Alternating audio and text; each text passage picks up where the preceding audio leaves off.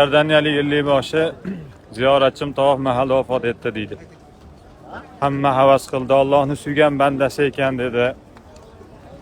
Keyin menda ham u odam haqida bir sir bor edi.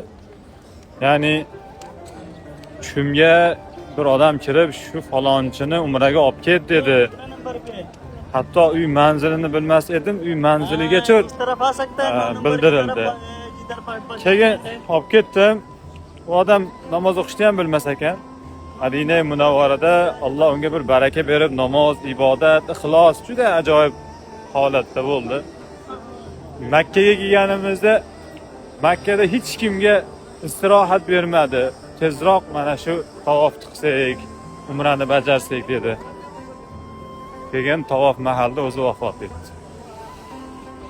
O'zim ham bir qiziqqan joyim, buni qanaqa yaxshi qiladi borki, Alloh taolo bu baxtni nasib qildi bunga.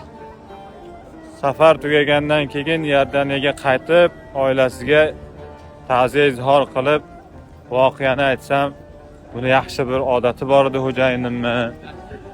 Qo'shniga doim bizga olib keladigan narsadan olib kelib, ehson qilardi va qo'shnidan duo so'rardi.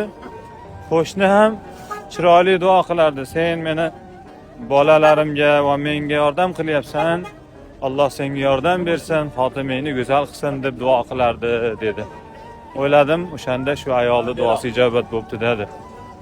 Alloh hammamizni xotimamizni chiroyli qilsin, yordam beruvchilardan qilsin. Salomat bo'linglar.